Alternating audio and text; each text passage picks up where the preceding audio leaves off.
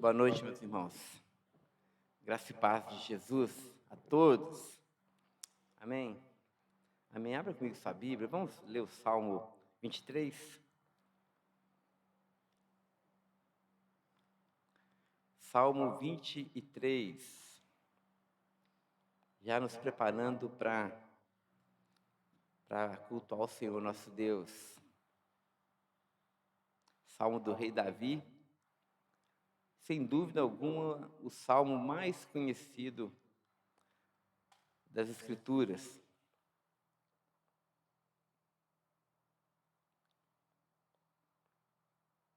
Salmo 23 diz assim: O Senhor é o meu pastor, nada me faltará. Ele me faz repousar em pastos verdes e me leva para junto de riachos tranquilos. Ele renova as minhas forças e me guia pelo caminho da justiça. Assim, ele honra o seu nome. Mesmo quando eu ando pelo escuro vale da morte, eu não terei medo, pois tu está ao meu lado. A tua vara e o teu cajado me protegem. Preparas um banquete para mim na presença dos meus inimigos. Unge minha cabeça com óleo e o meu cálice transborda. Certamente que a bondade e o amor me seguirão todos os dias da minha vida e viverei na casa do Senhor para sempre. Uma das coisas que me chama muita atenção nesse salmo é a intimidade que o rei Davi revela ter com Deus. Ele não fala de uma experiência de um Deus distante, de um Deus que é Deus das multidões, mas ele fala de um Deus muito próximo a ele. É o Deus dele, é o pastor dele, é o anfitrião hospitaleiro dele. Ele é aquele que conhece a sua ovelha, é aquele que guia a sua ovelha, é aquele que unge a cabeça da sua ovelha com óleo e faz transbordar o cálice daquela ovelha específica. Irmãos, eu não tenho dúvida que o grande desejo de Deus para mim e para você é que nós possamos conhecê-lo intimamente, para que ele seja o nosso pastor, para que ele seja nosso, para que nós possamos conhecê-lo e para que também ele possa se revelar a nós. Que nessa noite seja um momento que a gente se aproxime do Senhor, que a gente o experimente na nossa vida, na nossa história. Não daquilo que nós vamos falar, outros vão testemunhar, mas que o Senhor seja um pastor presente na nossa realidade, para que possamos experimentá-lo como presença viva no nosso cotidiano e na nossa história. Feche seus olhos, vamos. E vamos orar ao Senhor, aquele que nos conhece tão bem, o nosso pastor amado.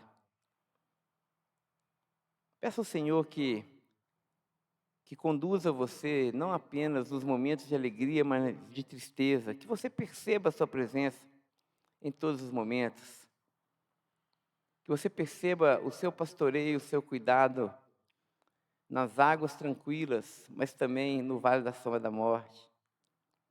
Peça ao Senhor que possa ungir a sua cabeça com óleo da sua alegria, que faça transbordar o cálice da vida no seu coração.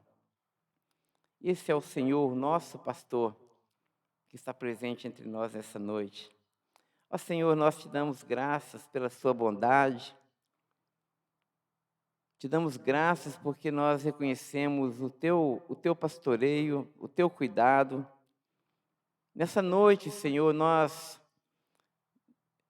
somos iluminados por essa palavra tão rica, Senhor, que nos faz lembrar que somos as tuas ovelhas, que tu és o nosso pastor, o nosso amado pastor.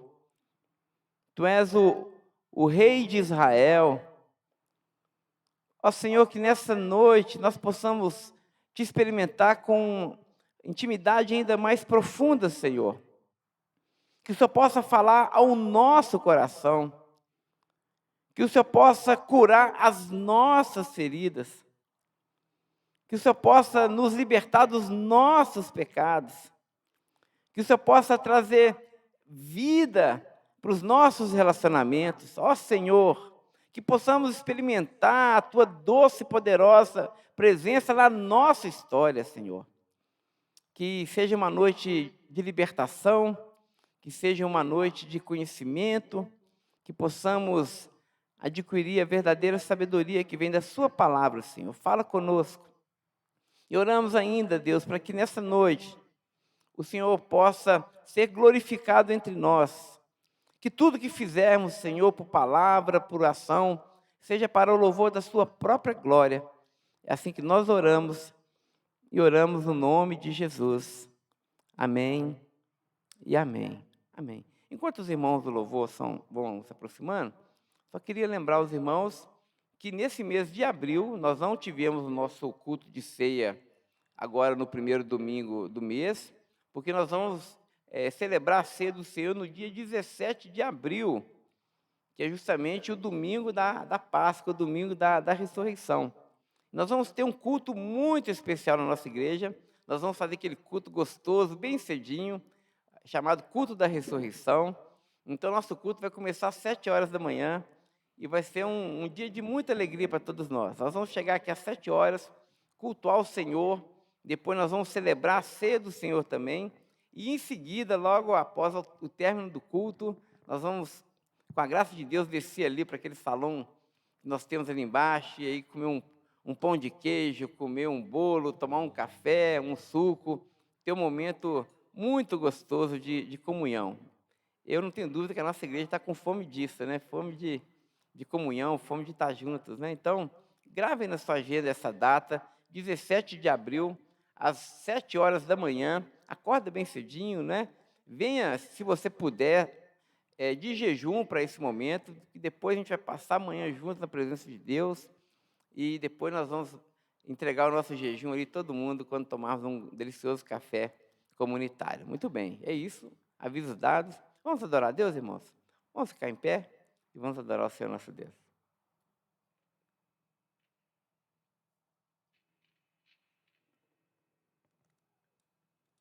Nós vamos adorar a Deus com um cântico que fala sobre isso mesmo que acabamos de ler, né? Porque o Rio de Deus que nos guarda, que nos cura, que alegra o nosso coração.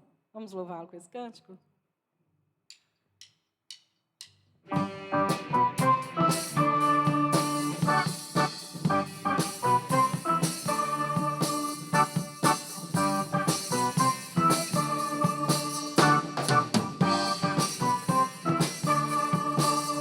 Há um rio que corre do trono de Deus, a morada do Todo-Poderoso. Há um rio que corre do trono de Deus, a morada do Todo-Poderoso. Que nos guarda, que nos cura e alegra os nossos corações. Que nos guarda, que nos cura e alegra os nossos corações.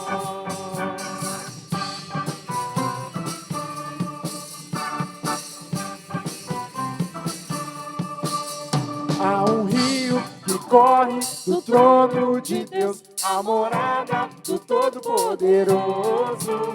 Há um rio que corre do trono de Deus, a morada do Todo-Poderoso. Que nos guarda, que nos cura e alegra os nossos corações. Que nos guarda, que nos cura e alegra Os nossos corações. Ser exaltado e bendito para sempre.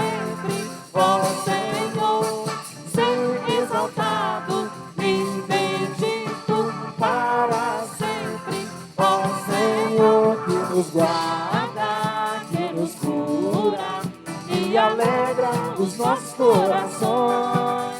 Que nos guarda, que nos cura e alegra os nossos corações.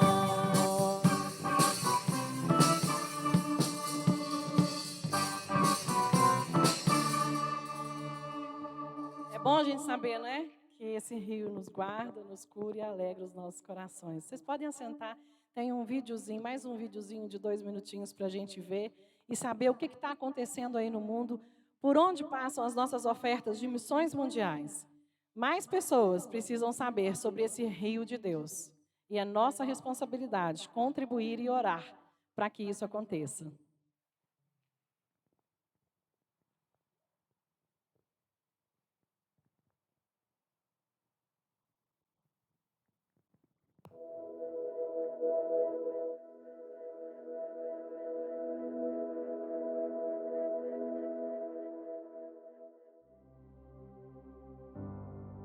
Olá, hoje eu gostaria de compartilhar com vocês algo muito interessante e muito especial que tem acontecido aqui conosco com a igreja. Aproximadamente 4, 5 anos atrás, teve uma pessoa que teve uma ideia na igreja de pegar um porquinho, esses porquinhos de porcelana, e colocar lá junto onde nós recolhemos as ofertas. E colocar ali como um porquinho para a obra missionária. E naquele primeiro momento eu pensei, um porquinho aqui na frente, esse porquinho de cor-de-rosa para a obra missionária, será que não seria melhor deixar lá no início do salão de culto? Mas eu aceitei. E com o passar do tempo, dos domingos, esse porquinho caiu na graça da igreja. E se tornou um porquinho muito simpático para a igreja. E esse foi o nosso porquinho missionário que nós começamos a desenvolver na igreja, a colocar como uma cultura, o DNA missionário na igreja, de colocar ofertas ali, não somente as crianças, mas especialmente os adultos. E começamos a desenvolver essa mentalidade, essa ideia da obra missionária. E a cada 6 meses nós começamos a recolher, abrir esse porquinho e ver as ofertas que estavam ali. E foi muito interessante, com o tempo nós começamos a perceber que esses valores estavam aumentando. Nós começamos a levar esse famoso porquinho ou também aqueles cofrinhos para as outras sedes que nós temos aqui na região. E a cada 6 meses estávamos recolhendo. E agora, nesse último momento, nesse último período, foi extraordinário. Por quê? Porque quando nós já estávamos ali com 4 meses, 5 meses, percebemos que esse porquinho estava cheio. E é interessante que o peso dele não estava tão pesado. Tinha muitas notas e poucas moedas. E aí nós colocamos um outro porquinho. Ou seja, e quando nós abrimos agora nesse último tempo, nesse último período, esses porquinhos, percebemos o quanto cresceu essa oferta missionária.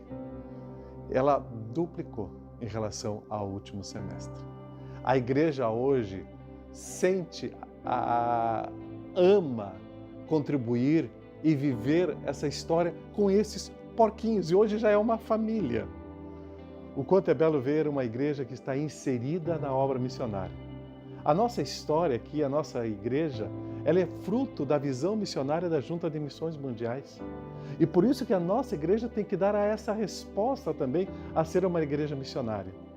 Algum tempo atrás, os nossos responsáveis, eles pediram, pastor Caio, coloque os olhos sobre a Venezuela. E por isso que esse porquinho hoje está ajudando a obra ali na Venezuela. E quando nós abrimos aqui, vimos o quanto tinha dentro e o quanto nós podemos fazer para essa obra missionária. Por isso que a gente vê pequenas coisas, uma moedinha, outra moedinha, uma nota, e quando a gente vê tem um valor significativo que nós podemos fazer tanto para a obra missionária. E a igreja cresce, porque uma igreja, quando está na percepção missionária, é uma igreja que se multiplica e cresce. E hoje nós agradecemos a Deus por essa grande bênção. É maravilhoso ver a obra crescendo. Um abraço. Missões é uma igreja que cresce. Então mas a nossa igreja é uma igreja que se importa com missões. Graças a Deus por isso, né? E nós precisamos de continuar ofertando. Tem um bazarzinho montado lá embaixo, com coisas que você pode, de repente, dar uma olhadinha e também contribuir para missões. Você pode trazer coisas também da sua casa para a gente colocar lá no bazar. Então, vamos participar.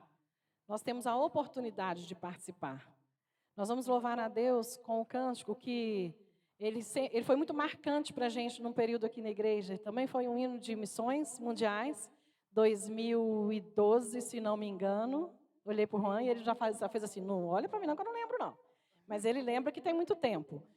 E que nos lembra disso, né? Por Cristo vou até os confins da terra. Mas vamos lembrar que a gente pode ir lá longe, mas a gente pode ir aqui pertinho também, né? Às vezes o nosso vizinho está precisando de um pouquinho de consolo, está precisando de conhecer mais sobre Jesus. Então vamos nos envolver nessa obra. Essa música ela foi música oficial de missões no ano que eu fui para o Haiti. Acho que por isso também nós cantamos tanto, né? E havia muito medo, foi logo depois do terremoto. E a igreja foi comigo. Eu sei que a igreja estava comigo o tempo todo, estava em oração e a igreja me enviou. Então, ela tem um significado importante, né, para a gente. Vamos louvar a Deus com essa música novamente, vamos nos lembrar disso. E enquanto cantamos essa música, você tem a oportunidade de depositar no gasofilácio a sua oferta. Lembrando que o gasofilácio menor é o nosso porquinho do vídeo, né? É onde depositamos as nossas ofertas missionárias. Vamos ficar em pé, meus irmãos?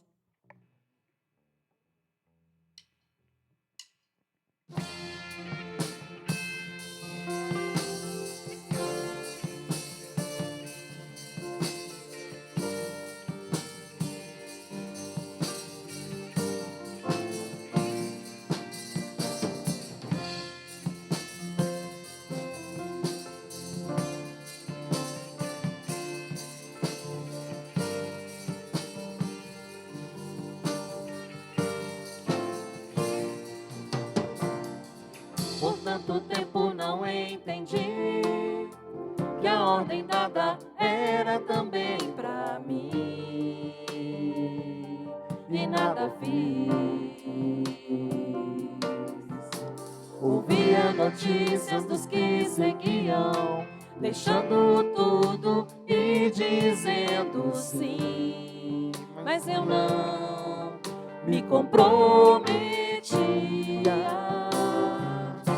O tempo me fez entender a urgência de atender o teu chamado, ó Deus. Não vou perder mais um segundo, que parte tenho eu para divulgar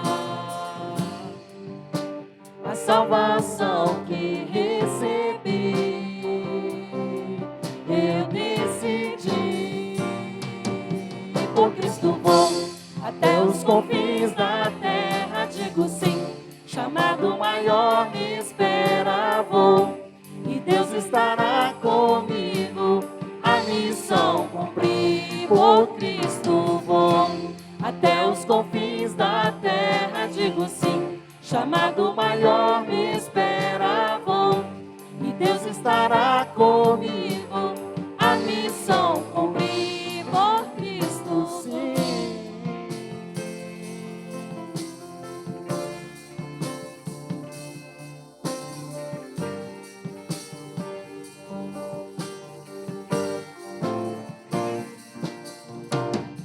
Por tanto tempo não entendi que a ordem dada era também pra mim e nada fiz. Ouvia notícias dos que seguiam, deixando tudo e dizendo sim, mas eu não me comprometia. O tempo me fez entender a urgência de atender o teu chamado, ó Deus. Não vou perder mais um segundo, que parte tenho eu para divulgar a salvação que recebi.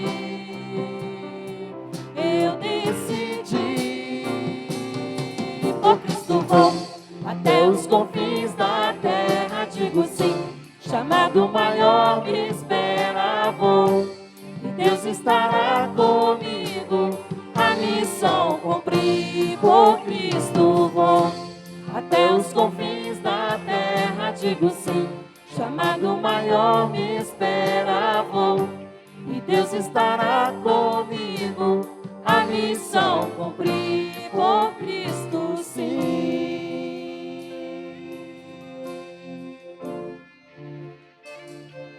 É tão bom quando nós entendemos o chamado de Deus. É tão gostoso quando você sabe que está cumprindo o propósito dele na sua vida. E é por isso que nós devemos dizer sim. Nós devemos ir. Mesmo que seja do lado, mesmo que seja do outro lado do mundo, não importa onde. Mas cumpra o propósito de Deus na sua vida, cumpra o ID de Jesus. Nós vamos louvar a Deus com um cântico que nos mostra, que nos lembra quem Deus é. Porque o nosso Deus, Ele é Deus forte, Ele é um Deus presente, Ele é o Deus da paz, Ele é o Deus da cura. Nosso Deus é completo, porque Ele é único.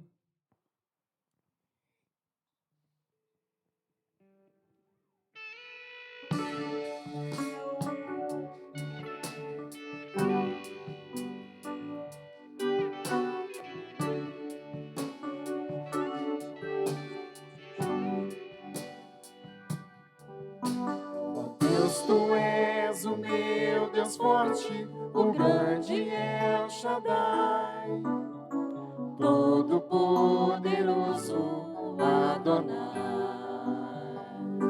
Teu nome é maravilhoso, conselheiro, príncipe da paz, Yeshua HaMashiach, Deus Emanuel. O pastor de Israel, o guarda de Sião, a brilhante estrela da manhã. Jesus, teu nome é precioso, meu Senhor e Cristo, o nome sobre todos pelo qual existo. Jireh, o Deus da minha provisão. Shalom, o Senhor é a minha paz. Chamar, Deus presente sempre está. É o Elion, outro igual não há, não há. Jeová Rafa, meu Senhor, que cura toda dor. Disse que no Yahvé minha justiça é. Elohim, Elohim, Deus, no controle está, meu Deus, que tudo governa.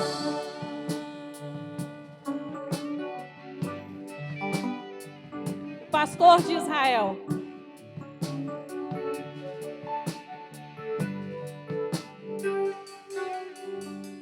O pastor de Israel, o guarda de Sião, a brilhante estrela da manhã. Jesus, teu nome é precioso, meu Senhor e Cristo, o nome sobre todos pelo qual existo. Jireh, o Deus da minha provisão.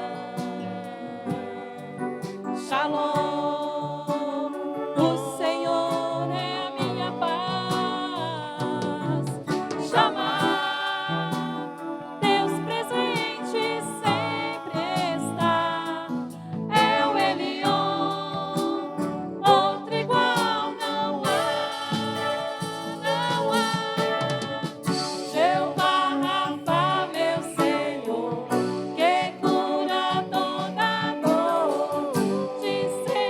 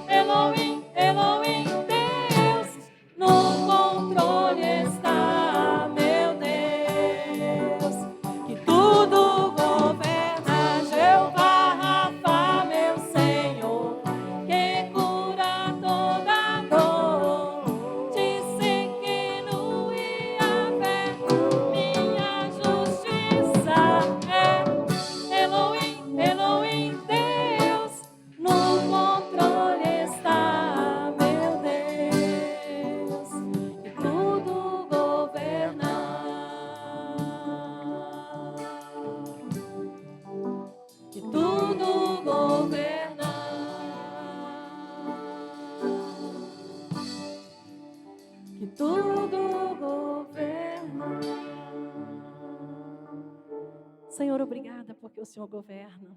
O Senhor governa as nossas vidas. Quando a gente deixa, quando a gente escolhe ser do Senhor. Muito obrigada por isso, Pai, porque ser governado por Ti é a melhor opção, porque a Tua vontade ela é boa, perfeita e agradável. Ela é muito melhor do que a minha. Muito obrigada, Pai, pelas ofertas que foram depositadas no gasofilácio. Muito obrigada pela obra missionária que tem sido desenvolvida em todo o mundo, Pai. Muito obrigada porque o Senhor escolheu nos permitir participar dessa obra. Obrigada por isso, Pai. Aceite o nosso culto, aceite o nosso louvor. Em nome de Jesus que eu oro. Amém.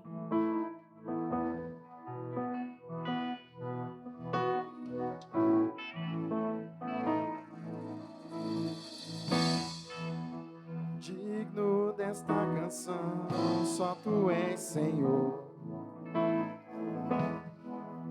Digno do meu louvor, só Tu és, Senhor. Digno da minha vida, Tu és, Senhor.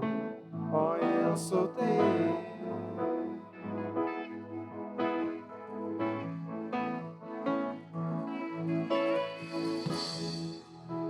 Nome que é sobre todos é o Teu Jesus. Fonte da salvação, só Tu és, Jesus. Digno da minha vida, Tu és, Jesus. Oh, eu sou Teu. Eu sou Teu. Santo, és incomparável, és inigualável. Abre os meus olhos, Senhor.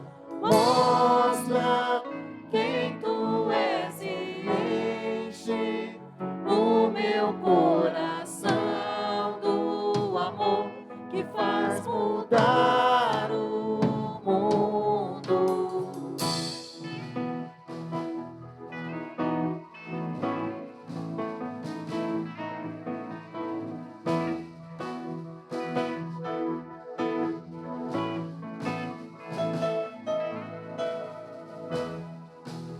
Digno desta canção, só Tu és, Senhor. Digno do meu louvor, só Tu és, Senhor. Digno da minha vida, Tu és, Senhor. Ó, eu sou Teu.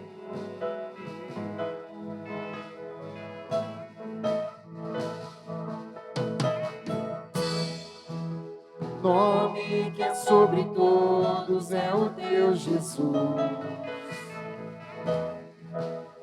Fonte da salvação, só Tu és, Jesus. Digno da minha vida, Tu és, Jesus. Ó, eu sou Teu. Eu sou Teu. Santo, és incomparável, és inigualável. Abre os meus olhos, Senhor. Mostra quem Tu és e enche o meu coração do amor que faz mudar o mundo. Santo, és incomparável, és inigualável. Abre os meus olhos, Senhor. Mostra quem Tu és e enche o meu coração do amor que faz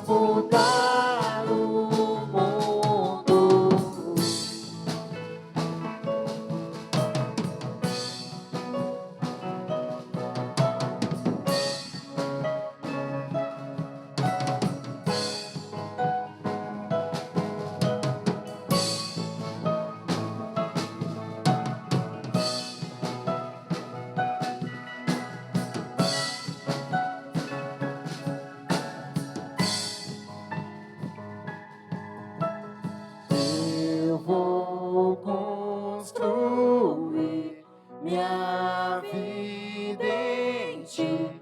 Tu és meu fundamento. Eu vou confiar somente em ti. Não vou ser abalado. Eu vou construir minha vida em ti. Tu és meu fundamento. Eu vou confiar somente em ti. Não vou ser abalado. Eu vou construir minha vida em ti. Tu és meu fundamento. Eu vou confiar somente em ti. Não vou ser abalado. Santo, és incomparável, és inigualável.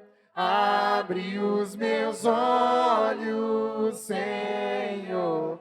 Mostra quem tu és e enche o meu coração do amor que faz mudar o mundo. Santo, és incomparável, és inigualável. Abre os meus olhos, Senhor. Mostra quem tu és e enche o meu coração do amor que faz mudar o mundo. Que o Senhor possa encher os nossos corações deste amor, o amor que faz mudar o mundo. Os irmãos podem assentar.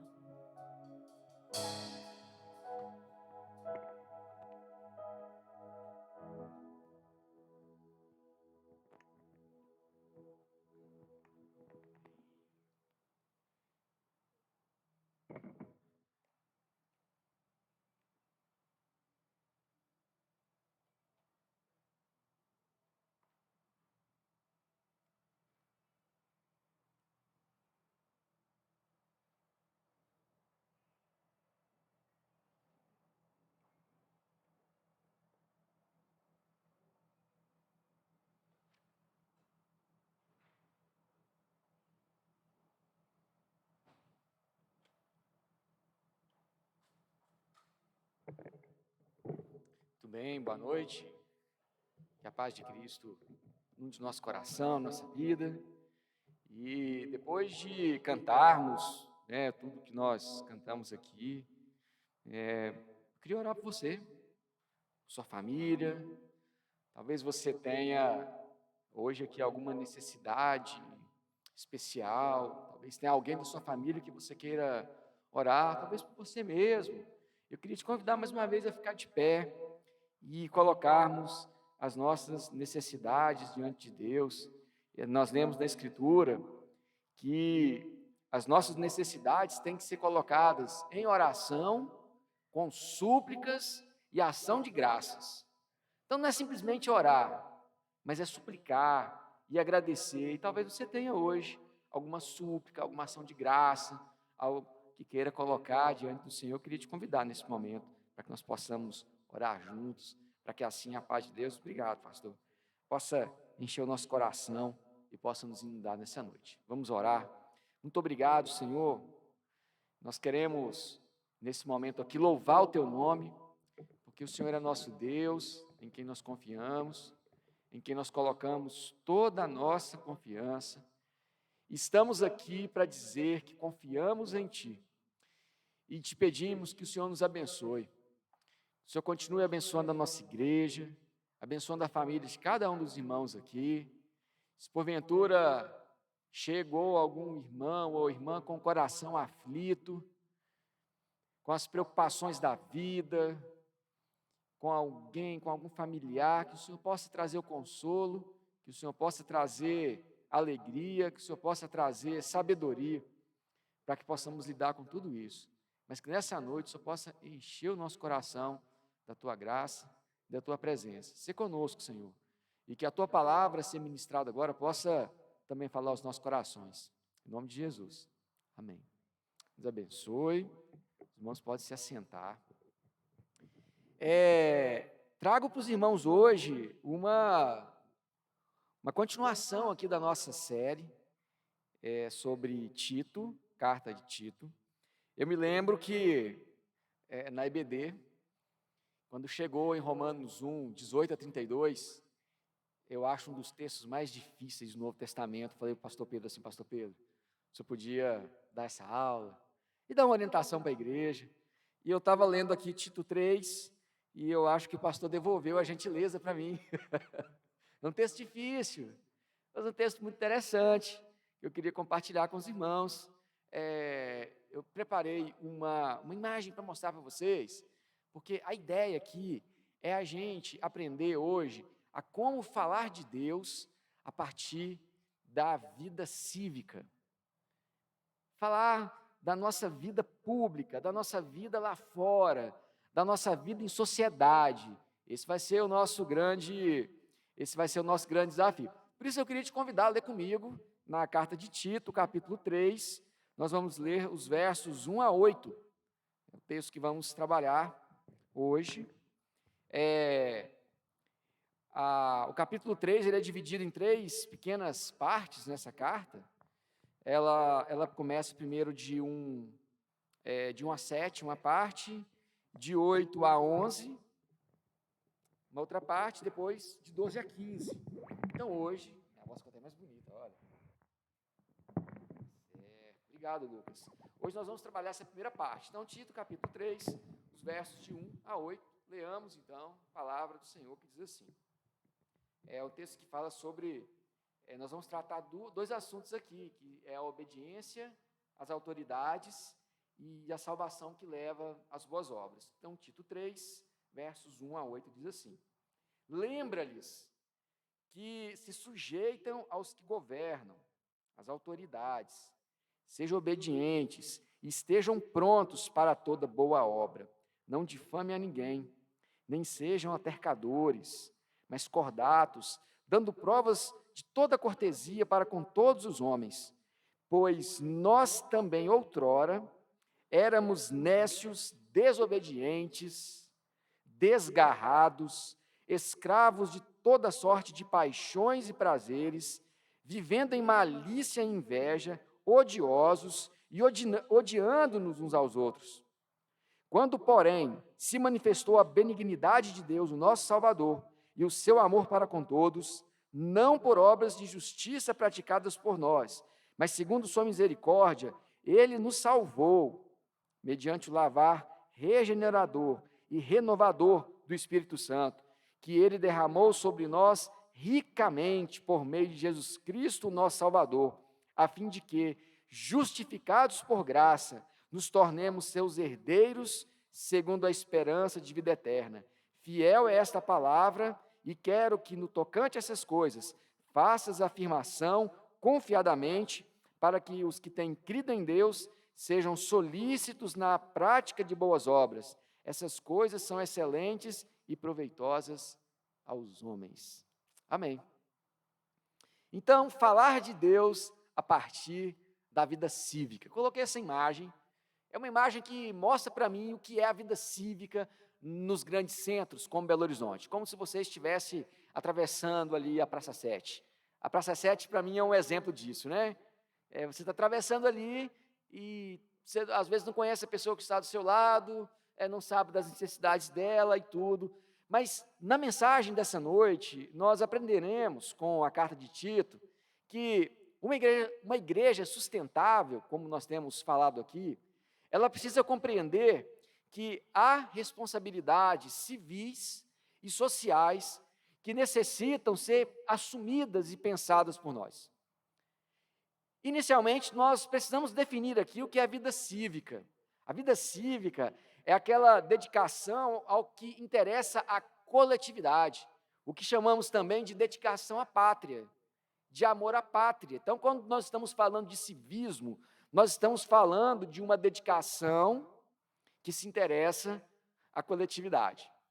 Os irmãos podem se lembrar, quando eram estudantes, vocês que têm uma idade parecida com a minha, final da década de 80, eu nasci em 82. Então, lá para 87, 88, eu lá nos anos iniciais, nós estávamos ainda sobre resquícios do governo militar. As escolas, aí toda quarta-feira, a gente ia, reunia e cantava o hino nacional. Eu nunca entendia por quê. Mas tinha que cantar o hino nacional, a gente ia cantar o hino nacional. Vocês se lembram disso? Pois é. E é interessante que lá na escola, que eu sou capelão, professor, a gente tem um momento que chamamos de momento cívico. Só que nós não apenas cantamos o hino nacional, nós cantamos o hino nacional, fazemos uma reflexão sobre a pátria, a última foi sobre a guerra na Ucrânia, oramos uns pelos outros, oramos pelo país, lemos poesias, cantamos músicas. Então é um momento que é cultural também, mas interessa a coletividade, e os estudantes são protagonistas, eles participam daquilo também. Mas todo mundo tem essa lembrança. Então a vida cívica não é só cantar um hino nacional, não. A vida cívica é aquilo que interessa a coletividade. E muita coisa interessa a coletividade, não é? Nos nossos dia a dia. Nós já sabemos que Tito, ele era grego de nascimento, o pastor falou isso para a gente, ele era um dos convertidos de Paulo, cuidava na ocasião da carta da igreja de Creta. Então Paulo deixa Timóteo em Éfeso, certo? E Tito em Creta.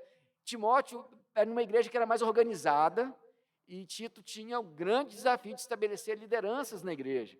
E muitas dessas lideranças não eram pessoas tão experimentadas, não. Eram, às vezes, até novos convertidos que se tornavam presbíteros. Então, era uma igreja que tinha uma certa diferença. E a instrução dele era continuar o trabalho iniciado pelo apóstolo. Então, esse trabalho de Paulo, ele considerava uma relação entre a igreja, o lar e agora o mundo. E 3 grandes temáticas são destacadas na carta, só para a gente poder retomar o que estudamos até agora. O capítulo 1, você pode olhar na sua Bíblia de Tito, o capítulo 1 ele é voltado à igreja, fala sobre os presbíteros e cristãos, em contraste com os falsos mestres. O capítulo 2, ele fala do lar, da família, do lar cristão, dos deveres de uns para com os outros. Quem esteve aqui hoje de manhã e ouviu a mensagem do pastor Vanoí, vem ao encontro da nossa série. Falar sobre o lar cristão. Não pode ser um tabu entre nós. Foi muito legal, não foi, gente? Eu gostei demais. Vou ter que mudar um tanto de coisa na minha vida.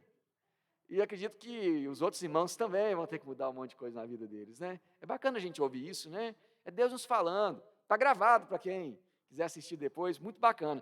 E agora, o capítulo 3 de Tito, nós vamos aprender a relação com o mundo, como que o cristão se relaciona com a vida cívica.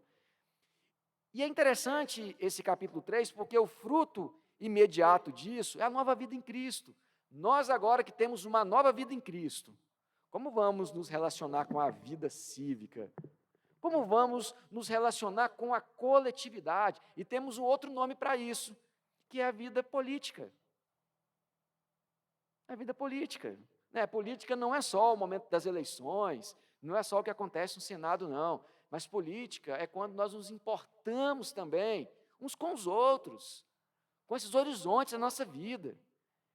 Não é nada de senso comum, irmãos, mas é algo que nós precisamos levar adiante na nossa vida. Portanto, eu queria trazer 3 reflexões sobre esse texto aqui, pegando 3 versos mesmo de Tito, para que a gente possa pensar esses nossos desafios. O primeiro deles é o verso 1, que diz o seguinte: lembra-lhes que sujeitam aos que governam, às autoridades, que sejam obedientes e prontos para toda boa obra. Texto desafiador. A vida de um cristão, ela extrapola os limites da igreja.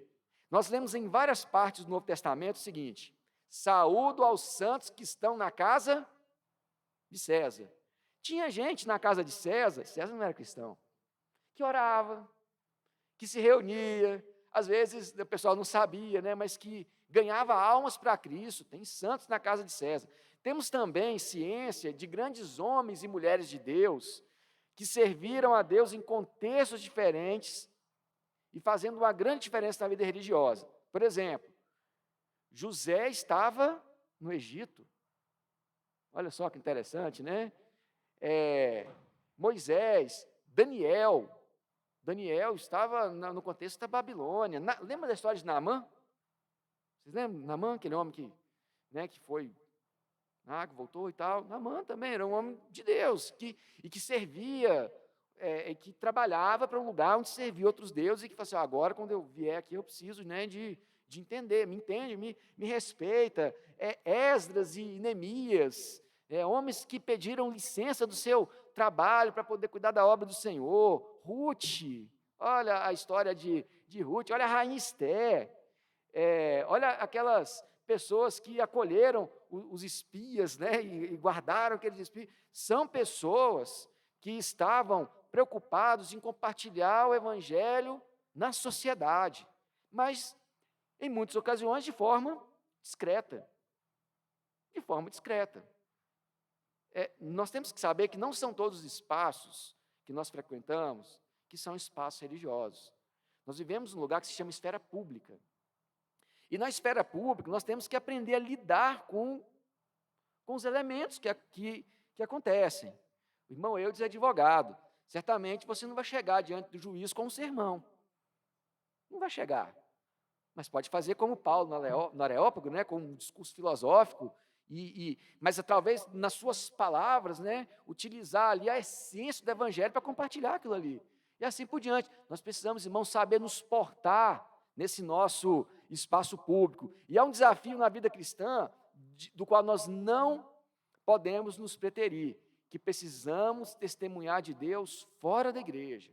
Testemunhar de Deus na igreja é fácil, é irmão, é paz no Senhor, não é assim? É abraço, é comunhão, mas e lá fora? Eis o grande desafio, e Tito nos chama a atenção. A graça divina e a Escritura, elas não são posses nossas, nós não temos posse pelo fato de sermos cristãos, e entre aspas aqui eu escrevi, e de sermos cristãos batistas, nós não temos a prerrogativa da palavra final acerca de Deus, porque Deus nos escapa, Deus está além de nós. Deus está aqui e alhures. Deus está aqui, mas está lá na Praça 7 também, tocando no coração da vida das pessoas. Algum irmão duvida disso? Uma pessoa pode estar andando lá, perdido da vida, e Deus de repente falando no coração assim: muda de vida. Deus tudo pode. E Deus fala em contextos diferentes. Nós não podemos achar que Deus está preso à nossa estrutura, às nossas quatro paredes, que somos os especialistas para falar das coisas de Deus. Na verdade, Deus se revela. Eu gosto muito de uma obra do Filipe Yancey que chama alguma coisa assim, falando de Deus em lugares inesperados, alguma coisa assim a obra dele, né? Que Deus encontrando Deus em lugares inesperados, que Deus nos chama para falar dele, para falar conosco em lugares inesperados. A cruz é um lugar inesperado que Deus já chamou na sarça ardente, Deus já chamou na cova dos leões, Deus já chamou dentro do mar, né? Passa dentro do mar vermelho, Deus chama na cruz, e talvez Deus te colocou lá no seu trabalho, diante da sua família, em locais onde você nunca imaginou para testemunhar dele. Bom, Deus me colocou dentro de uma escola para testemunhar dele. Bom, lá todo mundo é obrigado a me ouvir, os meus alunos. Mas a gente não faz isso por obrigação, a gente faz por graça. É muito interessante a gente pensar que Deus colocou pessoas também na esfera pública, nos governos, que Deus colocou pessoas nas altas cúpulas para fazer diferença também. Na carta de Tito, no verso 1, o apóstolo inicia com um imperativo: lembra a todos. E aqui o imperativo, que quando eu falo que eu tenho que te lembrar alguma coisa, eu não estou apenas te dando uma ideia, mas eu estou te dando uma orientação. Lembra disso. Eu estou te cobrando. Lembra a todos. lembra a todos. Certamente esse conteúdo já havia sido ensinado e as pessoas haviam esquecido, como acontece conosco. A gente tem que ficar relembrando. Lembra do Deuteronômio? Você tinha que relembrar, inculcar essa palavra no coração o tempo todo. E aí, os versos 1 e 2 tratam de um conteúdo que tinha que ser relembrado para dois grupos. Primeiro, o verso primeiro, as autoridades políticos, civis. E, em segundo lugar, as pessoas em geral. Então, esse primeiro verso, diretamente, ele é uma mensagem para a esfera política. Então, se diz hoje, nos estudos sociológicos, nós temos 3 esferas, a esfera política, a esfera da cultura e a esfera técnico-científica. Todas compõem a esfera, a chamada esfera pública. Mas tem 2 perspectivas que eu gostaria de compartilhar com os irmãos para a gente poder entender melhor.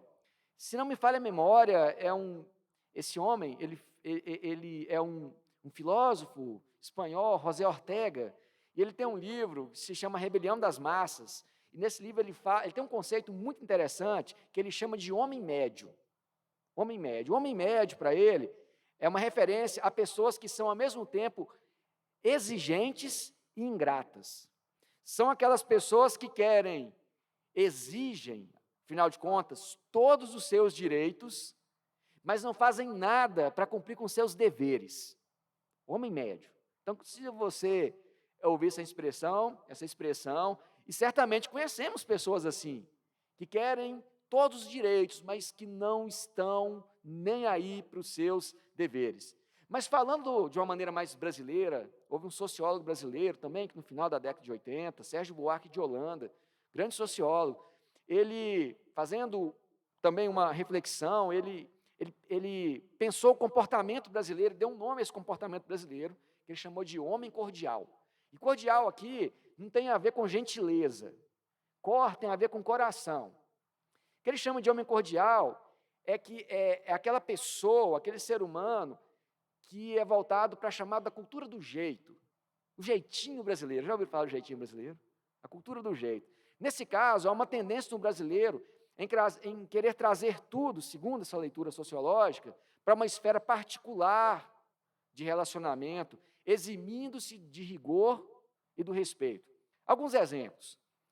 A falta de respeito às autoridades, esse negócio de, não quero ver quem vai me fazer obedecer, seja a autoridade que for, seja um pai, seja um professor. Nós temos um problema sério no Brasil da falta de respeito. Não quer dizer que as pessoas têm que fazer tudo que as autoridades dizem, mas se é autoridade, precisa de um mínimo de respeito. Um professor é uma autoridade, ele precisa de um respeito na sala. Um pastor é autoridade, precisa de respeito no trato. Um advogado, no exercício da sua função. Um pai ou uma mãe não é uma autoridade. Que as pessoas mais idosas são autoridades que merecem um certo tipo de respeito. E, segundo o sociólogo, na cultura brasileira, nós temos um desrespeito. Um desrespeito também às cerimônias religiosas. Uma tendência de querer de tirar o formalismo, de tirar as cerimônias, no caso da religião, o emprego do sufixo inho como um desrespeito. Então, você tem o seu chefe, em vez de chamá-lo pelo nome, você fica dizendo, o chefinho. O meu chefinho não deixou. Falta de respeito, né? Chamar de chefinho. Uma aversão ao trabalho burocrático e laborioso. Então, se você observar bem, o brasileiro ele tem tudo e fala assim, vou dar um jeito. E às vezes nós queremos tratar todas as coisas como se fossem coisas da nossa intimidade familiar, e muitas não são. Por que eu estou trazendo essas informações sociológicas para os irmãos? Porque, atentos a essas leituras, nós podemos perceber que o perfil cívico da nossa sociedade brasileira não é tão diferente da que Paulo falava a Tito. Porque a igreja de Creta era uma igreja que tinha gente insubordinada. E a insubordinação é um problema muito sério. Filhos insubordinados, trabalhadores insubordinados. Imagina, você lidera uma equipe, aí tem uma pessoa, eu quero que você faça isso. Você conta que a pessoa faz, ela não faz, aí você notifica. Aí, de novo, não faz, você chama para conversar. A terceira não faz, vou te demitir, cara. Mas por quê? Você está contra mim, você não gosta de mim, mas olha, você não fez o que eu te pedi. Ah, eu não tive tempo. Não, olha, a insubordinação ela é um problema. E aqui fala da insubordinação. Já havia uma orientação a Timóteo para que ele orasse pelas autoridades, no capítulo 2. E na carta aos Romanos nós lemos também que toda autoridade é constituída por Deus. Mas falar de sujeição à autoridade, aqui no texto grego, é diferente quando Tiago fala assim, sujeitem-se a Deus. No caso aqui de Tito, quando nós lemos sujeitem-se às autoridades, essa aqui é uma sujeição voluntária, uma espécie de sujeição moral. Nós nos sujeitamos porque, por conta do nosso convívio cívico, existem regras para que nós possamos seguir e viver bem. Se não tem regra, tem anarquia. E o que seria uma anarquia? Onde não se tem nenhum tipo de governo. Alguém tem que governar alguma coisa. Na família, alguém tem que liderar. Não é assim? Quando numa grande corporação, alguém tem que liderar aquilo ali, senão vira bagunça. Alguém tem que dizer, olha, você vai fazer assim, você vai fazer assim. O tema da liderança é um tema muito precioso que devemos também nos ocupar dele. Mas aqui, nesse texto, por um lado, precisamos lembrar que as autoridades políticas, elas também possuem a função pública de zelar, de cuidar, de prover, de proteger, de estabelecer a lei. Independentemente se o governante é cristão ou não, ele tem um dever em cumprir as suas obrigações. Me lembro quando era criança, adolescente, lá em Mutum, o perfil político é muito diferente daquilo. Tem uns carros de som, e lá tem dois partidos que são muito opostos, e cada um aluga um trio elétrico, e fazem aquelas paródias, são muito engraçadas as paródias, muito, muito criativas. Eu me lembro de um desses prefeitos, ele era um homem rico, um homem que era muito conhecido na cidade, mas ele queria ajudar a vida cívica daquela cidade, né? E aí terminou o calçamento de uma rua. A rua de cima que eu morava era muito complicada, muito buraco, aí fez toda uma infraestrutura lá, calçou a rua, e aí foram, no dia da inauguração, palanque, e os vereadores falando, e enaltecendo, e esse prefeito, ele era um homem de poucas palavras, aí ele subiu, assim, lá no palanque, ele era veterinário de formação, né? Estudou aqui no UFMG e tal, aí chegou assim, e disse assim, senhores, senhoras, boa noite, queria agradecer por terem vindo, mas vocês não precisam me agradecer por nada, porque isso aqui é minha obrigação. Muito obrigado, boa noite. Foi o discurso dele. Interessante o discurso. E ele fez o que, de fato, autoridades como ele fazem. Olha, eu fiz o que eu devia fazer, porque era a minha obrigação. Líderes políticos, sejam cristãos ou não, eles têm uma obrigação ética. Então, uma vida ética, independente se uma pessoa é cristã ou não, ela tem que ter. Agora, se ele é cristão, a ética é mais forte. Porque é uma ética que é vivenciada pela graça de Cristo. Entende? Não tem aquela concepção que temos que quanto mais é dado, mais é cobrado? Então, Deus te deu capacitação, Deus te deu, condição, te colocou no poder. Aí chega lá, o que nós fazemos com isso? O que é feito por isso? Então, orar pelas autoridades deve ser um movimento contínuo da igreja, para que elas se convertam, mas para que elas honrem a Deus também. Quanto a essa ideia de respeito e obediência, é preciso também compreender o que é autoridade. Nós lemos nos evangelhos que, Mateus 7, 29, adoro esse versículo. É para mim o versículo da educação na Bíblia, que diz, Jesus ensinava como quem tem autoridade, e não como os mestres da lei. Ora, os mestres da lei, aqui, os nomodidáscalos, como se diz em grego, uma palavra forte, né? Eram pessoas, os doutores da lei, eram pessoas que tinham conhecimento de anos e tudo. Eles ensinavam, mas era um ensino que não chamava a atenção de ninguém, que não acolhia ninguém. E o Cristo não, ele ensinava como autoridade. Então, nós podemos dizer que, como era essa autoridade de Jesus? Não era pelo poder, não era pelo dinheiro, não era pela glória, não era para ser mais popular, não era para ser melhor do que ninguém. a sua autoridade baseava-se na obediência ao Pai. E foi obediente até morte e morte de cruz, diz o texto. Na oração era a sua autoridade, na entrega constante a Deus, no serviço aos irmãos. No serviço aos irmãos. Jesus estava cansado, olhava para as pessoas e falava assim: eu não posso parar. Eles estão como ovelhas sem pastor. Isso é autoridade, irmãos. Sabe? Autoridade é algo que vem de Deus na vida da gente. Para você dizer que é uma pessoa que tem autoridade, você não precisa gritar com ninguém. Porque uma autoridade, ela simplesmente é reconhecida.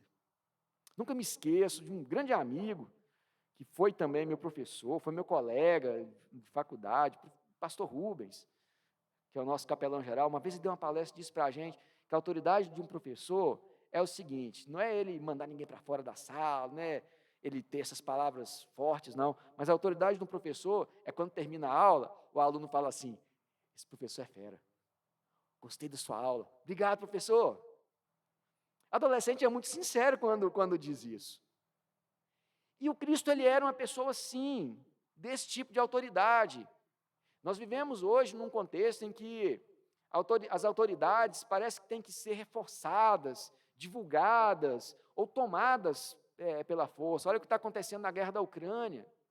Eu quero mostrar minha autoridade pelo meu poder de força, mas o Cristo não. Ele quer mostrar autoridade pelo amor, pela graça, pela bondade, pela compaixão.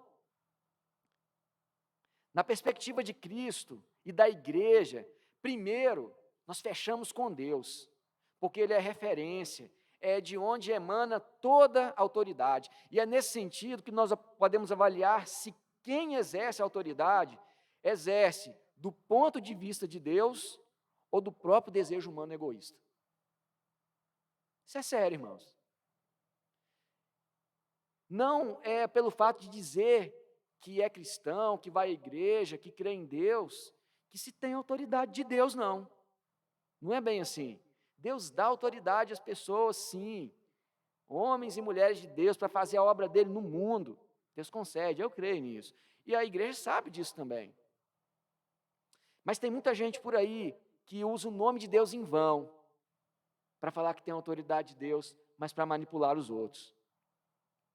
Enquanto cristãos, nós precisamos de pensar nisso. Nós devemos sim honrar o Estado. Nós devemos sim cumprir com as nossas responsabilidades. Olha o verso 1, como ele termina. Sejam obedientes, às autoridades, estejam prontos para toda boa obra. Aí eu fiquei pensando, como que nós honramos o Estado? Aí eu me lembrei que aqui na igreja nós temos pelo menos 3 irmãos que eu conheço, e um deles é lá de casa, que é a minha esposa, que servem no Estado, que são servidores públicos na área de segurança pública.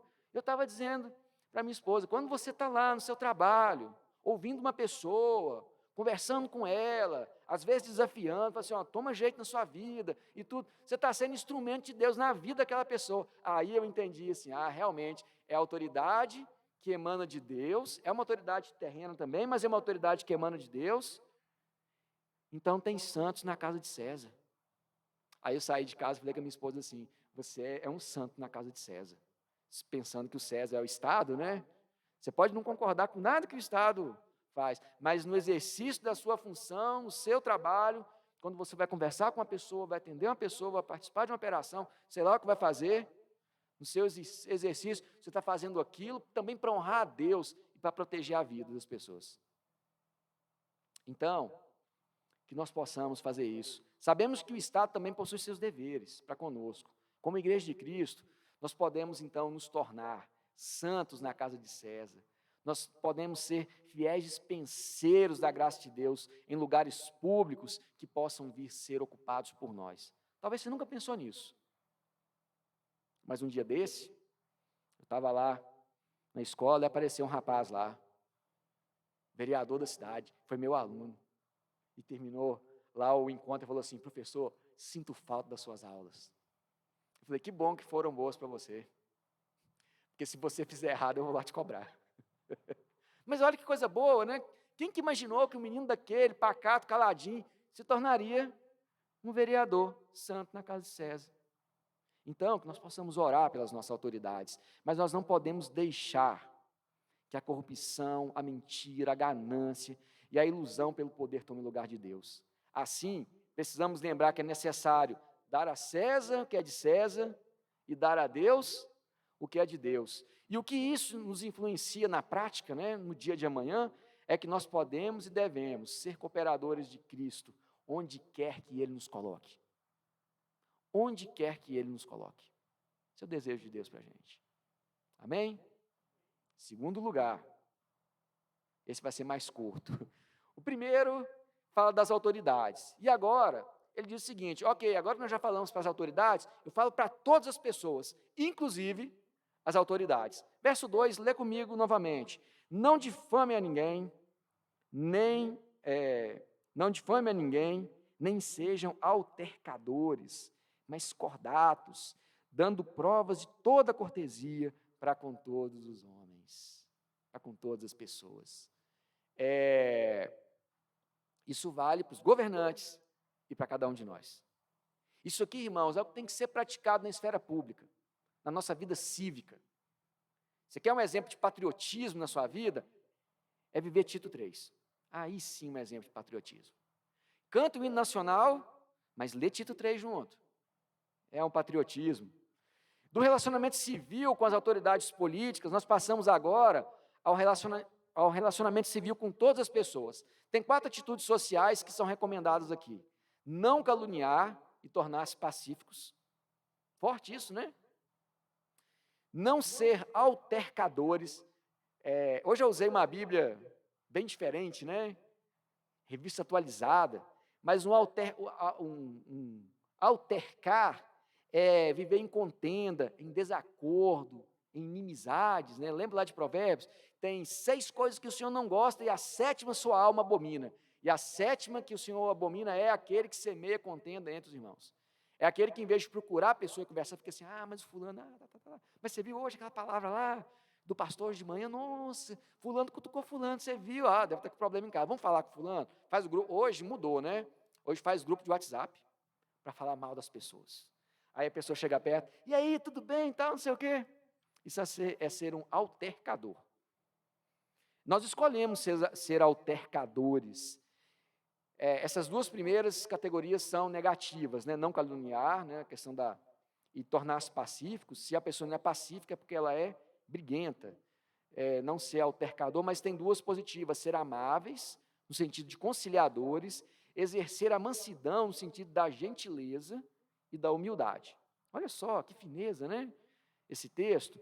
Então, para melhor compreender o ensinamento de Tito a esse respeito, é preciso pensar o que éramos antes e o que nos tornamos agora. Então, nos versos 3 e o verso 4, é uma construção muito interessante sobre isso. O verso 3, pois nós outrora éramos, e o verso 4, quando, porém, se manifestou a benignidade do nosso Salvador. Então, essas construções, elas mostram onde que o apóstolo quer chamar a atenção de Tito e quer chamar a nossa atenção. Então, olha só, o verso 3, ele faz uma lista do que éramos: nécios, desobedientes. Você sabe o que é nécios, né? Nécio é a pessoa que tem uma insensatez na sua vida. Pessoas insensatas, que fazem as coisas sem pensar que se vai magoar o irmão, sem pensar se vai magoar a família, sabe? Então, nécios, antes éramos nécios, desobedientes, desgarrados, escravos de toda sorte de paixões e prazeres. Lembra da nossa aula de Romanos 1? Que Deus nos entregou a sentimentos reprováveis? Olha aqui, vivendo em malícia. Malícia virou até nome de esmalte hoje, né? Tem um esmalte que chama malícia. Estava vendo lá em casa um dia, malícia. A malícia é uma interpretação maldosa. Imagina, pessoa que tem um olhar malicioso para você. Ruim isso, né? Inveja, odiando-nos uns aos outros. Olha a lista que é colocada aí. Antes de quê? Bom, antes de sermos alcançados pela graça de Cristo. Então aqui, irmãos, há uma orientação pastoral muito forte.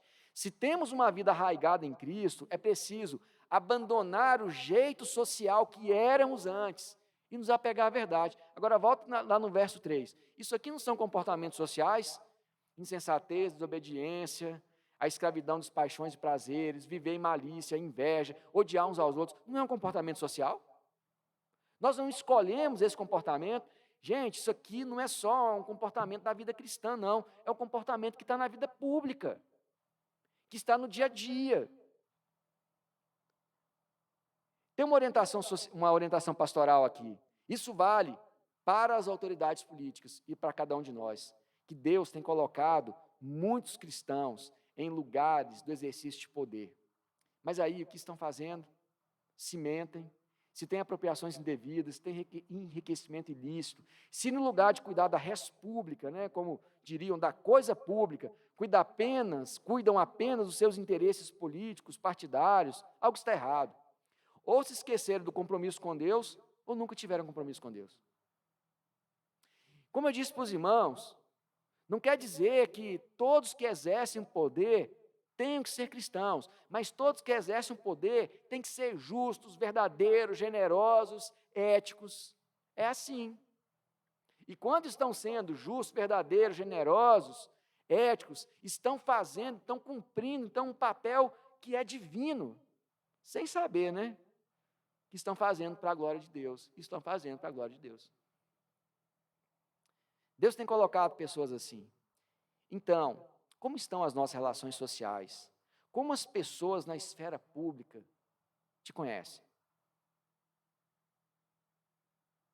Antes, nós éramos assim, mas agora, diz o texto, mas agora, após provar a graça de Cristo, a nossa postura social mudou. Nós passamos a ser conciliadores, corteses, incentivadores, humildes. Olha a diferença. Em vez de ser altercador, contencioso, eu me tornar um incentivador. Em vez de ser um briguento na esfera pública, né? Vou brigar por tudo agora, é meu direito. O pessoal fala assim, né? Eles usam uma expressão, abre aspas, vou levar para o pau, não é assim que eles falam? Né? Aí fala assim, não faz isso não, irmão. Seja cortês, conciliador, incentivador. Irmãos, quanto isso é difícil. Se o seu sangue ferve, é difícil, não é? Fala a verdade. Vamos ser bem sincero agora. Quando o sangue ferve, é difícil. Você quer mesmo resolver tudo daquele jeito, mas a Escritura fala assim, seja cortês, seja incentivador, seja humilde. Se está difícil, se o seu sangue ferveu, fala assim, vou parar por aqui, amanhã eu volto, porque eu não estou bem agora não. Domínio próprio, fruto do Espírito. Isso é comportamento social. Nós possamos a fazer isso, porque esse é o nosso testemunho de vida. Essa é uma orientação que toca a ética social e a responsabilidade civil. Então, uma maneira de pensar esses princípios na prática é render a Deus toda a glória, é buscar dele orientação de como se portar em casa, olha o que ouvimos hoje, no cuidado, na liderança da família, nas relações com o trabalho, é se esforçar para praticar a gentileza, a bondade para com as pessoas que estão à nossa volta, não por mera educação, mas pelo fato de termos uma vida nova em Cristo. Irmãos, se temos uma vida nova em Cristo, as nossas relações sociais têm que ser diferentes. Tem que ser diferentes. Senão, nós estamos falando de boca para fora. Agindo assim, aprenderemos esse princípio de Tito 3, que precisamos ser cooperadores naquilo que nos compete com tudo. Seja do Estado, seja das pessoas, mas o tempo todo precisamos ser conciliadores, humildes, corteses, gentis, uns para com os outros. E eu termino no verso 5, e essa é a menor parte, mas a mais importante, porque o verso 5, ele é central em Tito 3, especialmente na parte que diz, e ele nos salvou, não por obras de justiça praticadas por nós, mas segundo a sua misericórdia, ele nos salvou, mediante o lavar regenerador e renovador do Espírito Santo. Ele nos salvou. Lembra de Jonas? A salvação vem do Senhor. Aquele acampamento foi legal, não foi? A salvação vem do Senhor. Ele nos salvou. Aí eu fico imaginando a esfera pública aí, ó. as cidades que nós vivemos, essa montoeira de coisas, né? Esse comportamento social que nós temos que assumir, temos que ter. Mas aqui, Paulo escrevendo para Tito, dizendo assim, ensina esses insubordinados aí, que agora, antes eles eram assim, mas agora mudou. Então, o tempo todo nós temos que falar assim, tá, o Tiago de antes era assim, mas o Tiago de agora, né? E o Juan de agora sim, que vive a nova vida em Cristo, essa vida que se renova em nós a cada dia. Então, existe uma compreensão nesse texto, que alguns teólogos dizem que lembra uma antiga confissão de fé, que é mais ou menos assim. Se você acompanhar dos versos 4 a 7, palavra-chave, verso 4, éramos, verso 3, aliás, o verso 4, mas agora, aí ele explica, né? O verso 5, ele nos salvou pela sua misericórdia, não pela nossa justiça. O verso 6, por meio de Jesus Cristo, nosso Salvador.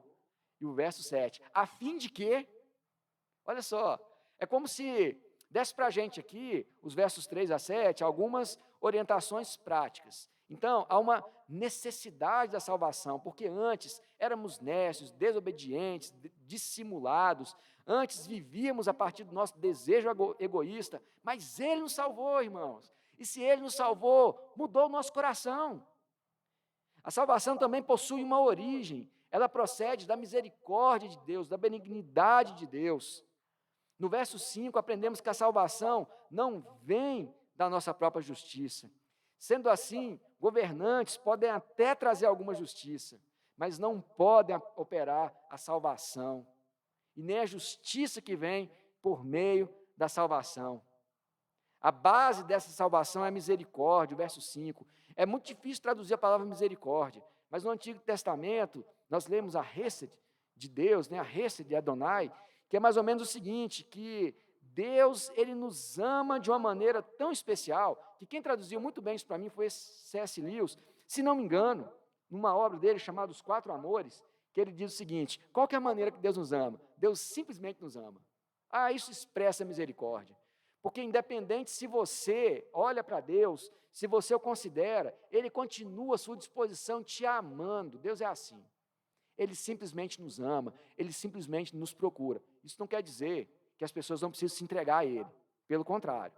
Lembra que estudamos em Romanos? Ó homem, tu és, e mulheres também, né? Vocês são indesculpáveis. Mas a ideia da misericórdia de Deus é que por mais que você dê as costas, Deus continua te amando. É por isso que eu sou cristão. Porque isso é uma prova de amor muito grande. Deus continua te amando. Te joga na prova, mas continua te amando. Te faz passar por caminhos tortuosos, por vale da sombra da morte, que nós lemos aqui no início, mas Ele continua te amando. E até a punição de Deus é amor. O pastor Pedro falou isso um dia aqui. Quando Deus nos pune fortemente, é sinal de que Ele está chamando a nossa atenção para o nosso arrependimento e que não nos abandonou aos nossos desejos ocultos, né? Nem ao nosso desejo de si mesmo. A base é a misericórdia. O meio pela qual a salvação chegou até nós é o lavar regenerador do Espírito. Então, a salvação é obra trinitária.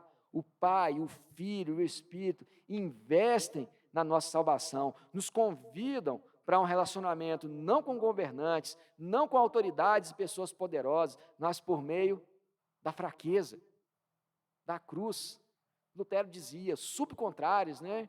É a força na morte, né? É a força na cruz, o crucificado e ressurreto, eis o poder da cruz, que é escândalo para alguns, mas é poder para todos que creem. É um poder diferente. Tem-se como objetivo a salvação, é que ela nos leva a uma justificação pela graça, como lemos em Efésios, que não vem de nós, não vem da nossa justiça, não vem das nossas obras, ela vem de Deus. E por fim, a evidência dessa salvação é que fiel é essa palavra. Olha o verso 8. Fiel é essa palavra de Cristo, que nós acabamos de ouvir aqui. E quero que, no tocante a essas coisas, faças afirmação, confiadamente para que os que têm crido em Deus sejam solícitos na prática dessas boas obras. Essas coisas são excelentes, proveitosas aos homens. Sabe o que Tito está querendo dizer? O que Paulo está querendo dizer a Tito? Diz para os irmãos de Creta, essas orientações que eu dei, solicita deles, lembra, agora ele usa outra palavra aqui, ó, lembra, faça a afirmação para que eles sejam solícitos na prática das boas obras, ou seja, que boas obras que são essas, onde Deus te colocou, faz a obra dele, com gentileza, com generosidade, com humildade, amor, generosidade e unidade. Não é o nosso Ragu? Então, irmãos, que a carta de Tito, ela nos põe a pensar em nossa salvação, relacionando a igreja, o lar e o mundo. A vida cristã, ela não é apenas individual, não. Ela se faz na coletividade, na vida cívica. Aqui na igreja chamamos isso de comunhão. Você não tem comunhão só consigo, você tem comunhão com o outro. Você precisa do outro para ter comunhão, não é? Então, nós precisamos, irmãos, nos esforçar em um espírito de conciliação, de cooperação, para além da igreja, mas comprometidos com a cruz. Onde quer que você exerça a sua vida cívica, que Cristo brilhe em você. Que Ele seja sempre a nossa salvação. Amém? Eu queria orar por você nesse momento, queria te convidar a curvar a sua cabeça. É um texto pesado para o final de domingo, né? Que a gente quer ir para casa consolado, mas eu acredito que nós vamos consolados, mas de uma outra maneira. Né? Consolados para continuar fazendo a boa obra. No final das contas, esse capítulo 3 está dizendo o seguinte: onde Deus te colocou, faça a obra dele. Talvez Deus te colocou entre os poderosos dessa terra. Vê um sábio entre vós, diz Provérbios, entre reis ele será colocado. Talvez você está diante de gente influente. Talvez você está diante de pessoas que simplesmente precisam te ouvir. Talvez você está em lugares que só você consegue conversar com aquelas pessoas. Então, na sua escola, vocês que são adolescentes, né? Lá na escola é um ambiente onde nós vivenciamos isso. Eu compartilho com vocês, apesar de não ser adolescente, mas mais de 10 anos, educo adolescentes, entendo muito bem as crises, as dificuldades, as influências que vocês vivem. Vocês jovens universitários, amam a vida universitária, sei que lá é um lugar também onde a vida cívica pipoca, né? As discussões, né? Irmãos, nós estamos diante da esfera pública, que possamos testemunhar que Cristo, a nossa salvação, nos deu oportunidade das pessoas verem que nós somos diferentes e que nós possamos fazer diferença na vida, porque antes nós éramos daqueles todos esses jeitos, mas agora Cristo nos libertou. Foi para a liberdade que Cristo nos libertou. Possamos fazer diferença. Muito obrigado, Senhor, por Tua palavra que nos desafia, que nos confronta nessa noite. Palavra pesada, dura, mas fiel a essa palavra. Não é por minha causa, mas é por causa do Senhor. Que o Senhor coloque essa palavra nos nossos corações.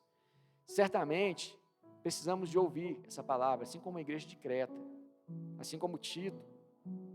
Nós estamos aqui diante de jovens, de adolescentes, de adultos, anciãos, pais e mães, gente responsável, gente que está reerguendo a vida, vários profissionais, pessoas que trabalham para o Estado, pessoas que trabalham no sentido particular também da vida, e que o Senhor nos ajude, onde o Senhor nos colocou, que possamos florescer e fazer diferença com a Tua palavra, que o Senhor nos dê a estratégia, mas que nós nunca venhamos abrir mão da salvação que vem do Senhor. Antes, nós éramos também perdidos, mas agora o Senhor transformou a nossa vida. Então, Deus, faça os ajustes necessários na nossa vida, que quando as pessoas nos procurarem, nós possamos ter essa palavra da boa nova para dar para elas. que a nossa igreja seja uma igreja que viva esses valores. Nós não estamos aqui hoje para negar a nossa vida cívica, mas para dizer que o Senhor também está presente no mundo e que o Senhor tem salvado pessoas, independente da nossa mensagem, mas que o Senhor também nos convocou para sair daqui e compartilhar o Teu Evangelho. Então, que o Senhor nos dê essa condição. Nós oramos também, Senhor, para que o Senhor possa colocar esse desafio na vida de cada um de nós aqui que precisa de entender melhor essa salvação, porque o Senhor está nos chamando para uma vida santa, para uma vida digna, para uma vida em que as coisas acontecem para a glória de Deus, não para o nosso próprio orgulho. Por isso a gente tem nessa vida contentamento. Então que o Senhor nos ajude nessa noite, que essas coisas que nós aprendemos aqui, que nós possamos levar para a nossa vida, nós possamos receber, e nós recebemos essa noite Tua palavra de coração aberto. Como disse no início, que todas as vezes que nós cantarmos o hino nacional, que nós olharmos para a bandeira, que nós lembrarmos da pátria amada Brasil, que nós possamos com isso ler também Tito 3 e lembrar das responsabilidades que temos. Por isso, Senhor, nós oramos hoje pelo nosso país, que o Senhor nos abençoe, que o Senhor nos ajude, que o Senhor nos oriente e que tenhamos uma semana cheia de graça. Portanto, que a graça do Senhor, nosso Deus, que o amor de Cristo e que as consolações do Espírito nos alcancem hoje e sempre. Amém. O Senhor nos abençoe. Pastor Pedro, posso encerrar? Não tem aquele cafezinho hoje não, né? Eu gosto de falar daquela parte do café. Vamos para nossas casas em paz. Você toma o seu cafezinho lá na sua casa, com a sua família. Que Deus possa te abençoar. Tá certo? Estamos juntos aí, contem conosco. Um grande abraço. Deus nos abençoe.